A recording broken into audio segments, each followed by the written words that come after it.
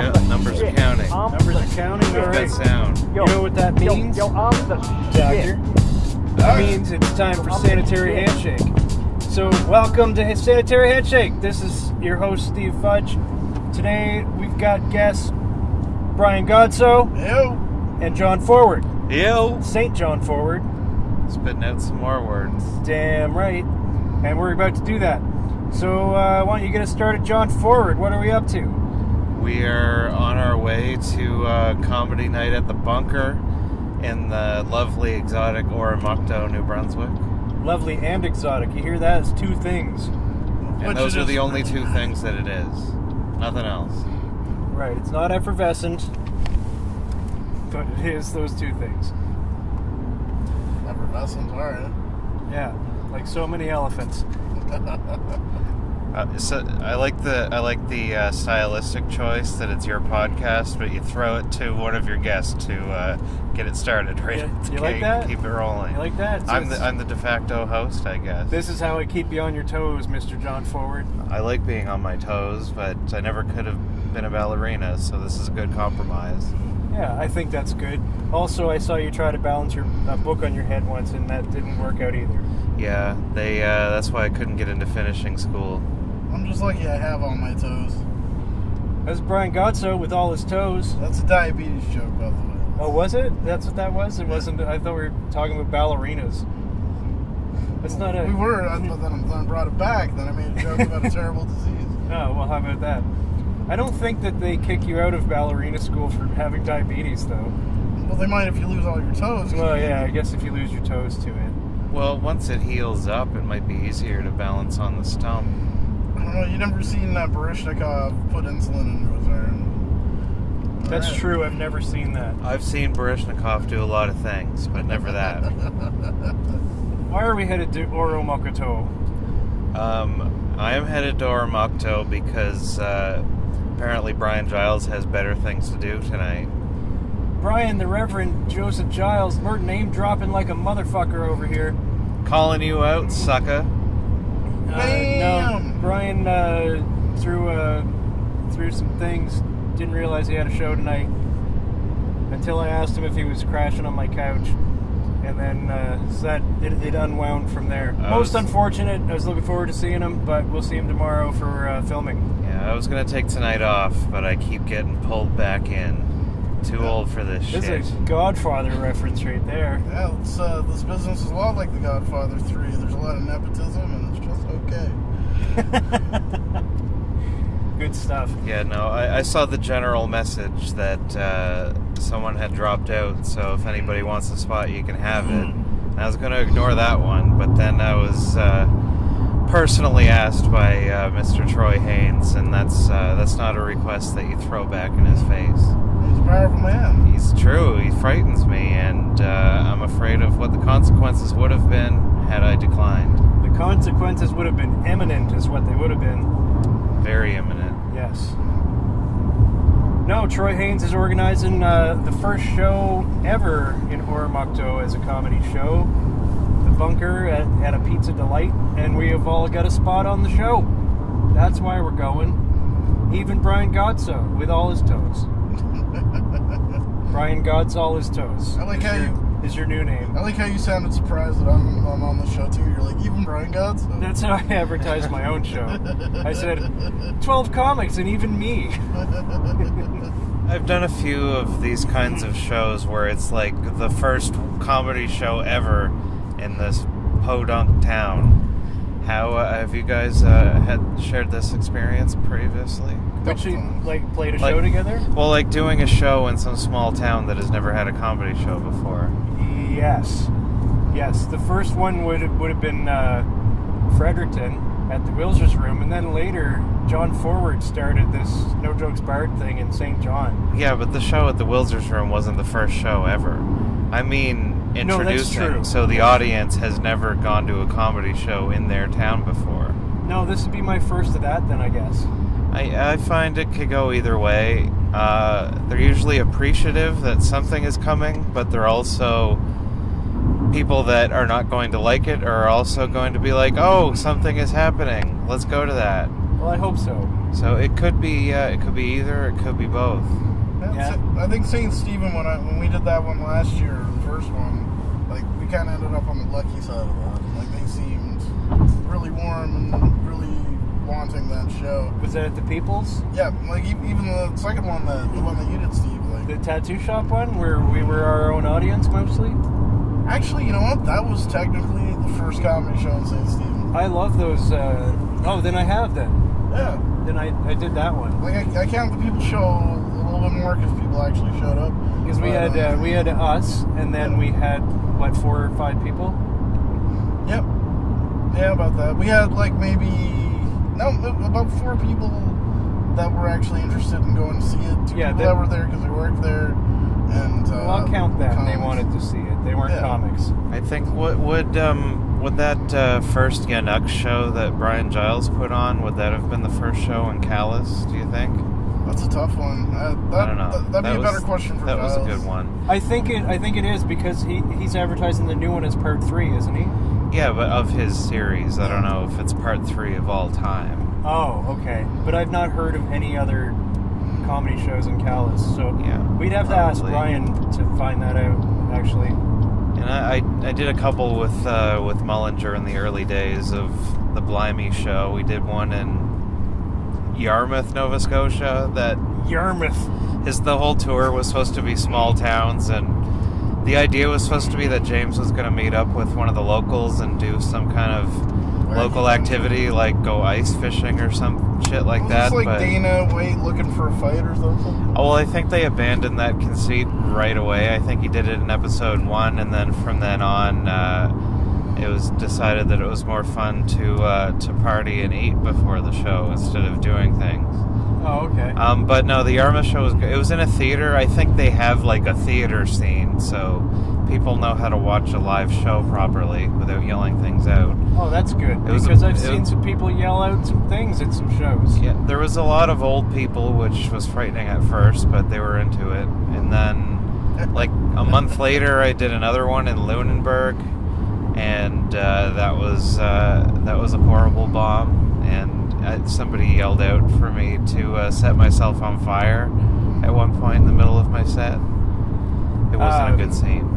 It's a warm sentiment, though, isn't it? Yeah, it was on a weeknight, and there was too many people, I think, on the show. I was on right before James, and I had thrown out my back, and I was on muscle relaxers, which doesn't help with my comedy delivery. And they thought perhaps setting you aflame would be and I had a back way to pep up your set. I had my back brace and my cane just like on an as required basis. I thought it would be funny to have the back brace and to hobble up to the stage with the cane before my set, but I think that just confused people. And yeah, it did not go well. Because they were probably expecting a whole bunch of material about the cane and... Yeah, I don't know. They were probably they were expecting a whole bunch of good, well-delivered material, like a bunch of assholes. And I didn't give it to them, so they didn't like it. I see. Thanks, Yarmouth. Yeah, no, Yarmouth was the good one. That was which Lunenburg. one was this? Lunenburg. Thanks, Lunenburg. No, fuck you, Lunenburg.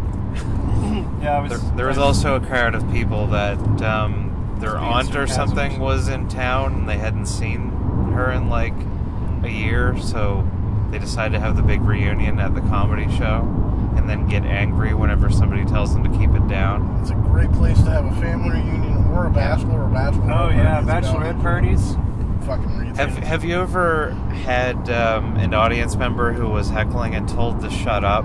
Do you ever have them complaining to you or other comedians about the comedian who told them to shut up? All the time. And about how rude it was? All the time.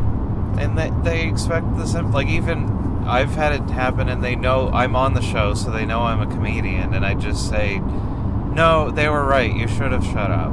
Like, I don't know what they're expecting for a response. Yeah, I don't get it either. The last show that Godsoe and I did together was at the People's Comedy Club in St. Stephen.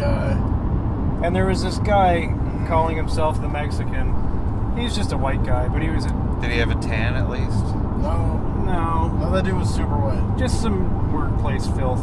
But It's not a real tan. It's just dirt. Was he from India, maybe? No, he was from there. I'm quite certain of it. A lot of people move from India to St. Stephen. It could be. I don't think that's a thing. They come from the comedy scene. In Brian Godsoe's shows, comedy at people's pub. It's the new Bollywood. Well, he heckled every single person, and a couple of them relentlessly. The only person that he didn't succeed with was Ian Esty, because Ian didn't have a breath during his set, so the guy wasn't able to interject. Whereas some of us have, pauses and Timing. things. We have setups where we require the pause for contemplation or whatever for your setup. Although I smacked him the fuck down the first time he spoke up. Oh yeah, and I shut him down pretty quick too, but not before he ruined one of my jokes. Yeah, he was from he was like a fucking abused dog or something like that. Yeah, he spoke hit him as hard as he you spoke want, directly over my punchline, and that's awful. By the way, abusing animals is bad. Yeah, by the way. But anyway, after my set, I went back to the back and I was watching the Reverend Brian Joseph Giles do his set, and dude was he was making snide remarks the whole night anyway. And then Brian said, "I love all you people, except for that guy calling himself the Mexican. I hate that guy." And then that guy immediately dragged his friend over to him by the arm and said, "You fucking remind me to punch that guy out." And I'm thinking, no, you were the cause of all the disturbances tonight, not that guy on stage. That seems like just kind of a weird way of saying, I'm going to punch that guy just so everybody knows how tough I am, but I'm not going to, and I'm going to blame you for not reminding me. Really, all anyone hears is like, oh, you're drunk. You're not going to remember that you're angry at somebody? You won't stop shutting up. You're about as red as a fucking backside of a barn. Get the fuck out of here. Yeah, but he was visibly boiling about it. He was still murmuring on about it after the show. Yeah, I was a little worried I was going to get punched by that heckler that I made fun of at the R-Bar last weekend. Oh yeah, the too. last R-Bar show. But, that guy was a dick. But yeah, his friends laughed at him when I made fun of him, and then he left, so that worked out. That wasn't the bouncer that May was talking about, was it? No. No, he's a separate thing. I think he just stood out front, just telling everyone who will listen how much he hates it and how he wants to punch things. I think that happens more often than is necessary, but at least he seems to be on a leash of some sort, so he can mouth off all he wants. Hopefully he doesn't listen to me saying this. He's probably not a fan of if he hates Sanitary being Handshake. in the room at the R-Bar show, he's probably not digging deep into the local comedy podcast scene. It's like, I hate St. John comedy scene, but I love their podcast. Yeah. I love to hear about it. I just hate their comedy. Enthusiast. So, what's going on with you guys? Okay, so we're all going up to Oromocto, to the Bunker, first comedy show ever in this town. It's at a Pizza Delight. They've, I guess, built on an extra section to be a bar or something. Does anybody know details about that? No. That's pretty much all the details laid out. Me too. It's July 22nd. We're What kind of doing the lumber? show. What kind of lumber did they use? I'm hoping they used pine. I don't know. I think oak is more sturdy, more You think? forgiving, perhaps. I hope they used morning wood. What kind of steak do you want on your pizza? Tube steak? Yes. Well, This is pretty hilarious. it you is the guys. strongest wood that you can have. So I got to give it to St. JonForward on this competition we didn't know we were having. But you win the internet. All right. Chopping it daily. You've Boner. unlocked Halo 7. Boner joke for the win. Okay, so what's next? What's going on with you? Brian Godsoe, you got shows coming up. Nothing comes to mind very immediately. I am working out our next show for Peoples. That should happen in August. I just need to sit down and secure a date. John's going to be on that show. All right, keep your internet eyeballs on for that show in August at Peoples. And of course, there's Wilder's Room. That's a monthly favorite. Oh yeah, I got to sign up for the next one. And Where I ended up on the last R-Bar show, John, I know I had a spot on the August show, but how's that shake out? I hadn't thought about it. I don't know. Okay. St. JonForward's always got stuff going on. Just the regular No Jokes Barred stuff. I'm getting ready for my my Fancy Pants one-man theater show in August, too. So let's talk about that. What's that all let's. about? It's like a comedy show, except for it doesn't have to be funny. That's kind of that's what I'm going for. Hilarity not required. It's a storytelling show where it's going to be mostly bits that I've done as stand-up, but just kind of strung together as like a cohesive narrative. And I don't know. I'm focusing on telling the story instead of shoehorning in jokes just to get a cheap laugh if they aren't serving the story, I guess. Yeah. So I don't know. I think one-man show. How many days a week? 5, Tuesday through Saturday, August 21st to the 25th. There we go. Part of the Fundy Fringe Festival. How much are tickets and where can you get them? It's $10 at the door. You can get punch cards from the Fringe Festival for multiple shows. It works out to... Excuse me, I'm burping. It's all this Coca-Cola we're doing here in the car. I'm not editing your burps either, by the way. Yes, you can get punch cards from the Fringe Festival. It works out to $7 a show if you're bringing a large group to one show, or if you're going to multiple shows. You can come see me do the same thing 5 nights in a row. It'll probably get slightly better each time.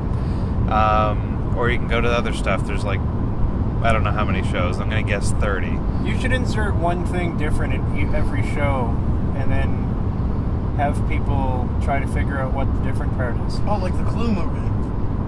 Yes, well, with the different endings. I can have my right testicle hanging out one night, my left on another night, both on the third night, so that's 3. Yeah.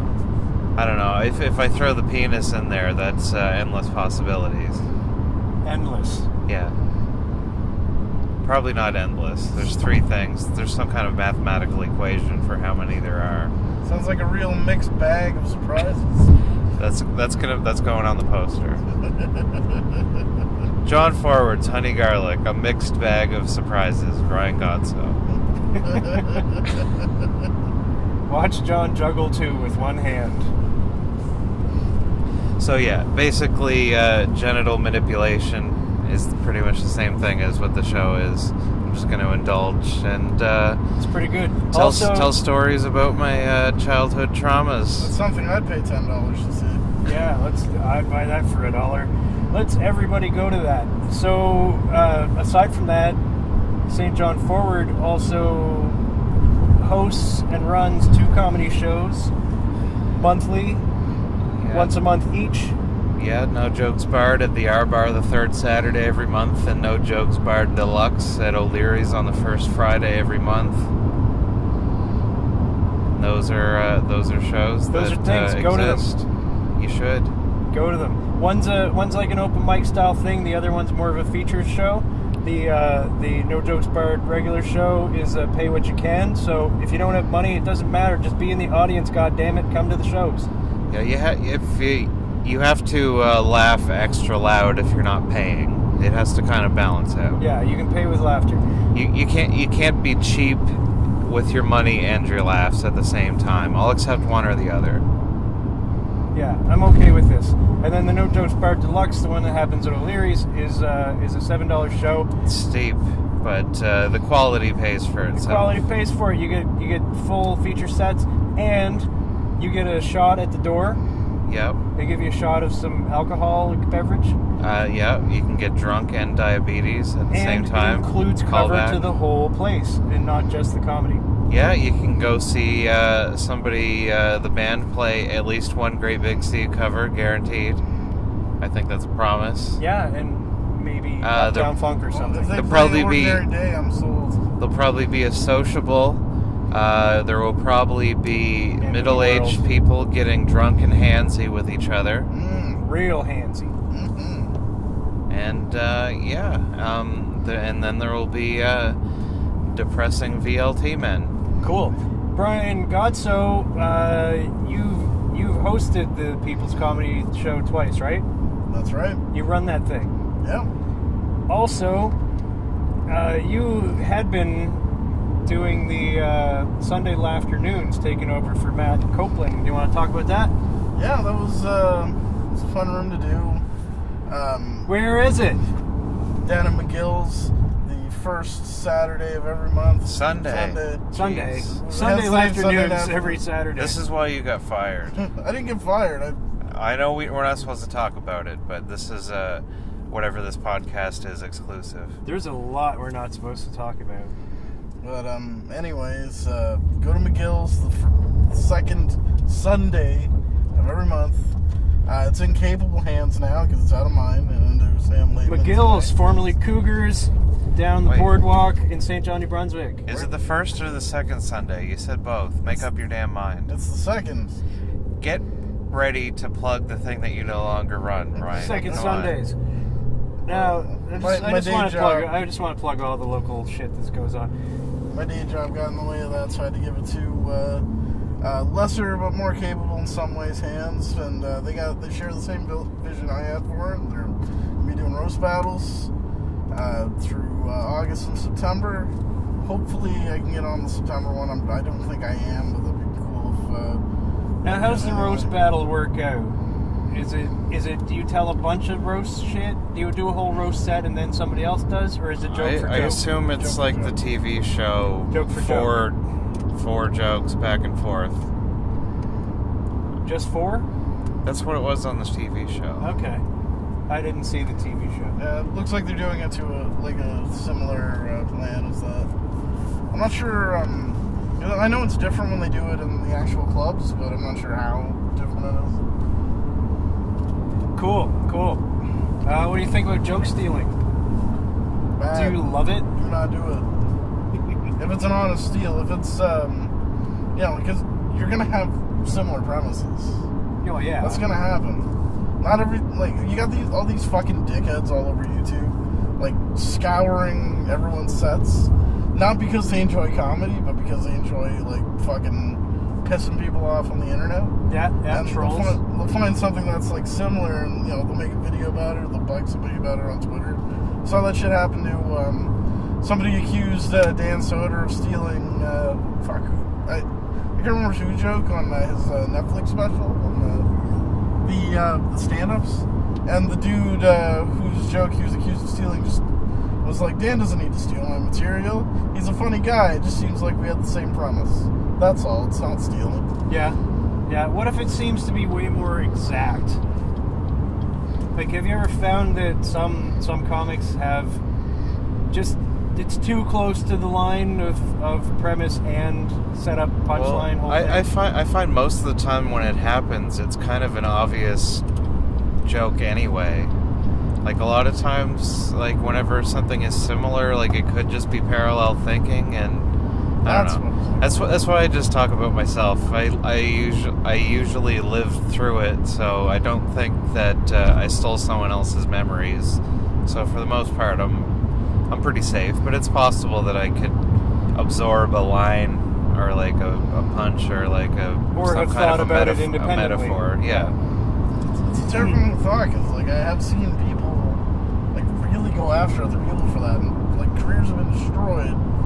In some cases rightfully so. You see, you don't hear much from Carlos Mencia anymore.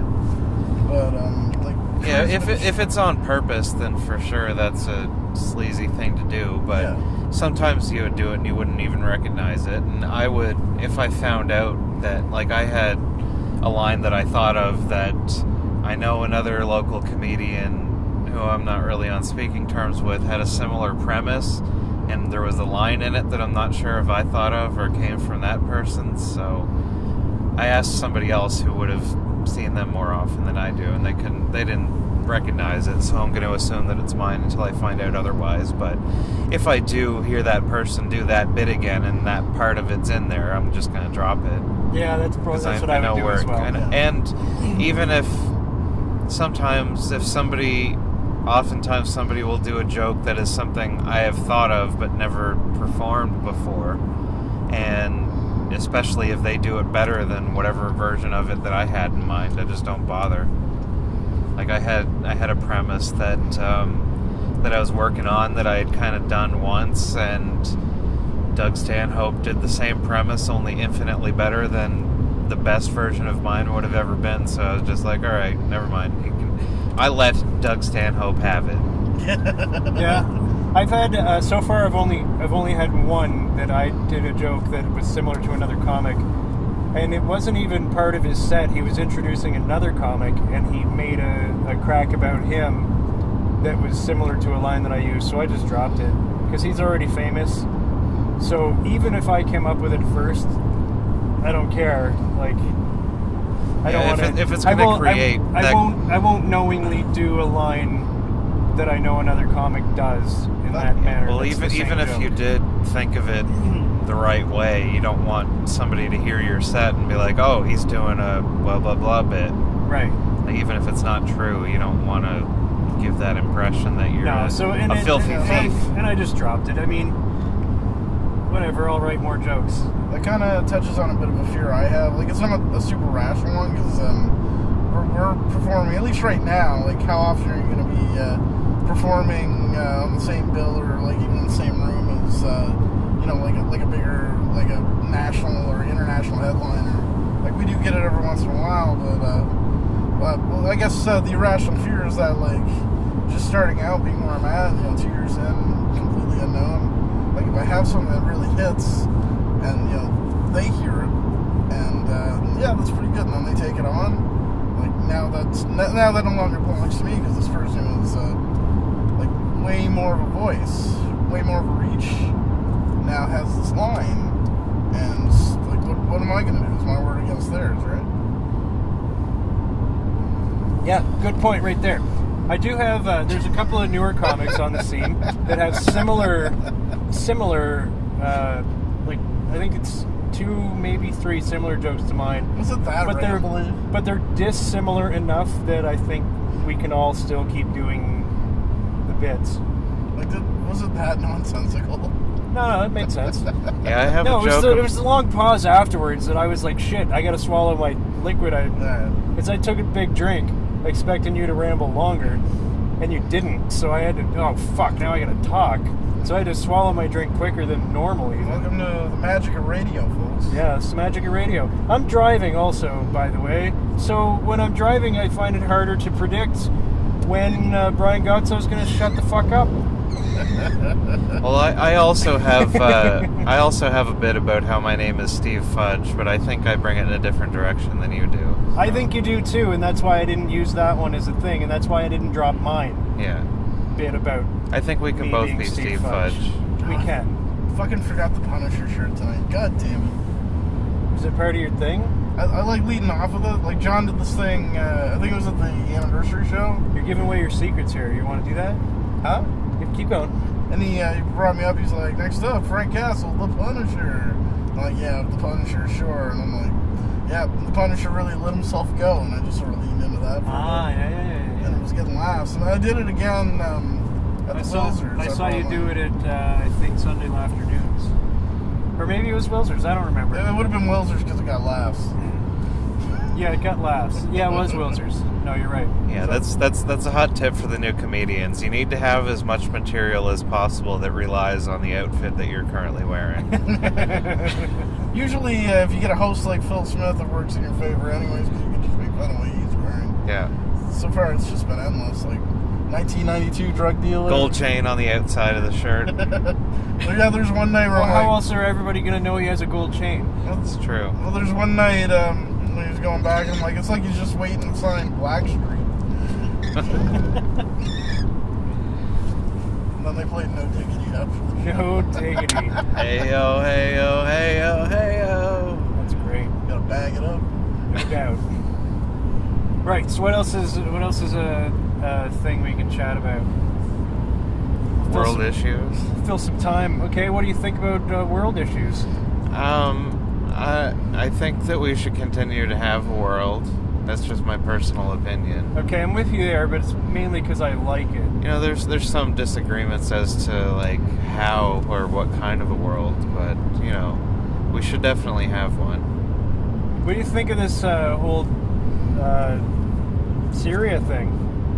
That's a place, and I assume bad things are happening there. I don't really know the details.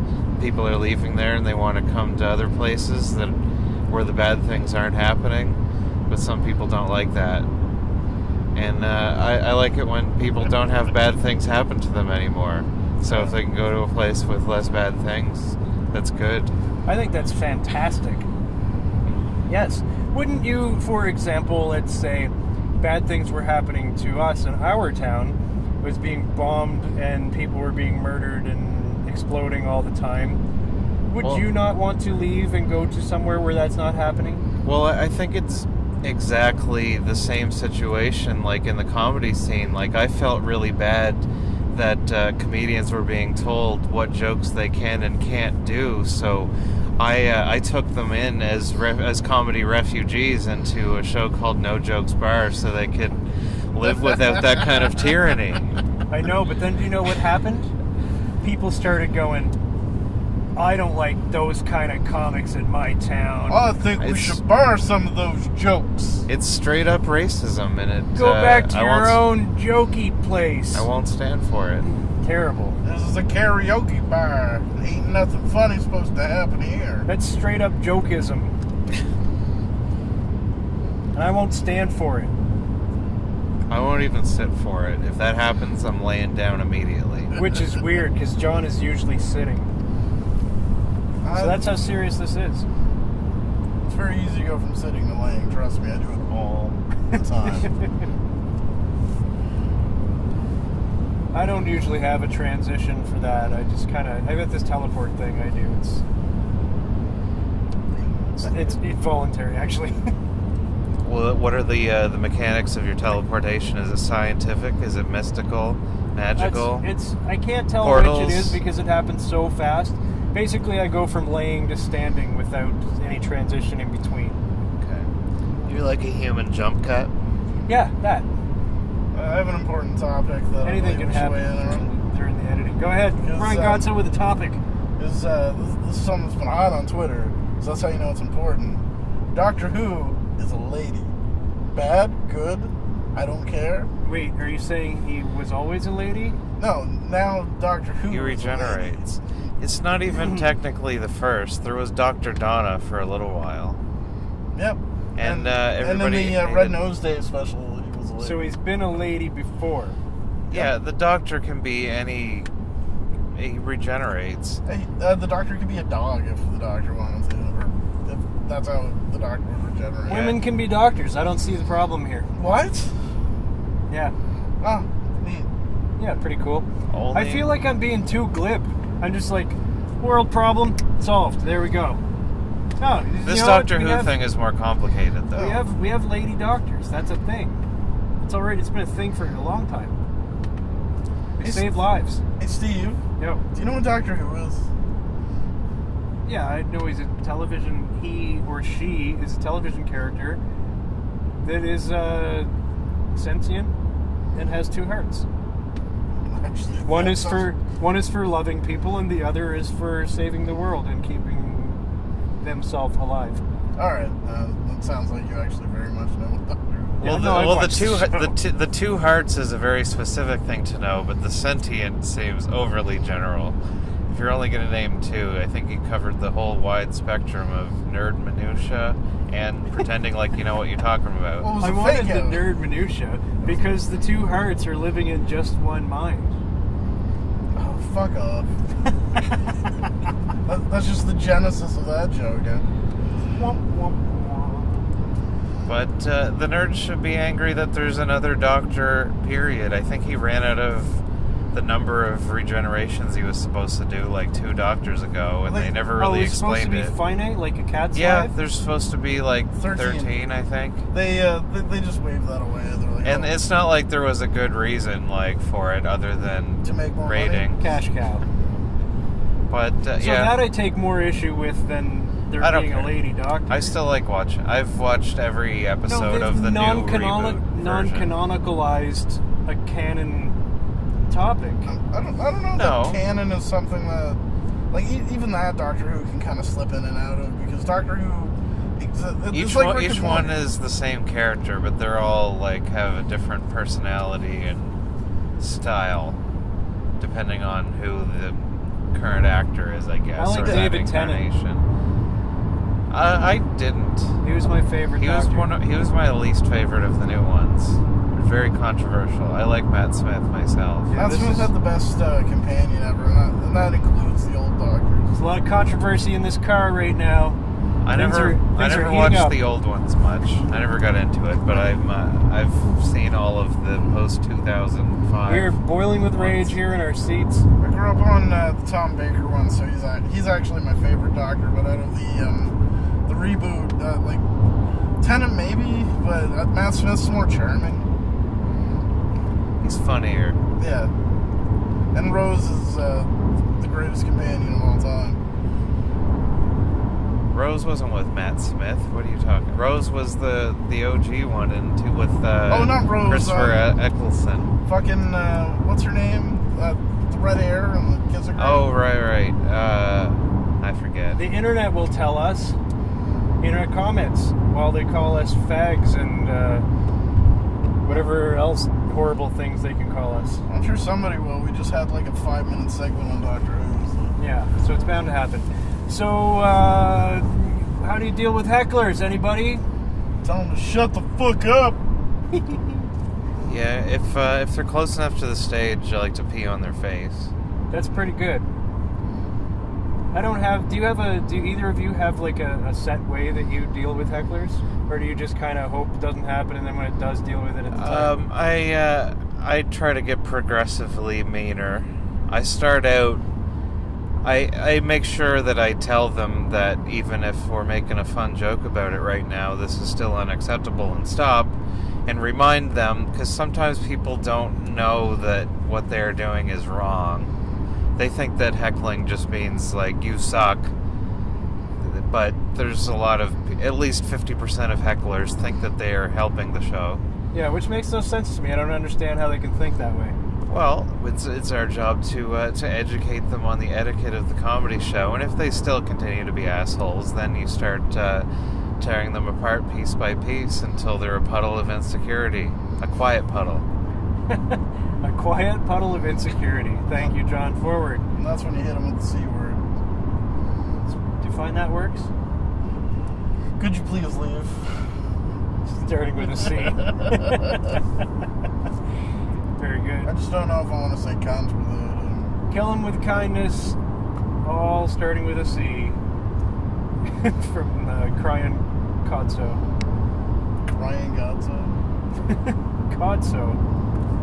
I was adding C's to everything, just as keeping the alliteration going. So you chose crying? Has anyone ever used the insult cucksucker? I think I just invented it. I think you did just invent that. Cucksucker, I like it. No, I've never heard cucksucker. That's a pretty good one. We coined it. That is pretty good, and I'm glad to say that you were the first person to use the word cuck on my podcast. Good. I'm happy. This is the 5th one I've recorded. Are any of them out? I didn't realize that you had a podcast. Yeah, there's just one. I put the first one out so far. Okay. I was not aware. I will listen to it. There's only one. It's on SoundCloud right now, but I'm going to put it on YouTube too with like a screensaver or some shit. Later, when Flying Toasters? Yeah, probably. Only that ever. I think this without the audio. This podcast would really flow well with an animated Flying Toasters screensaver. I have to agree with this. Yeah, like so therefore I do. Because I think the three of us in the comedy scene are the most Flying Toaster-like. I'm not going to qualify that in any way, but you can imagine. It's true. I feel like if you're high enough and you kick back and you watch the Brick Maze and you listen to this podcast, like those would probably match up pretty well too. We are turning a lot of corners, walking down hallways of the mind. Yeah. Years. Oh, that mind. I think all of its many foyers. We're getting to the heart of a lot of issues. Foyer. 2 hearts, like the Doctor. Just like Peter Gabriel. No. Sledgehammer.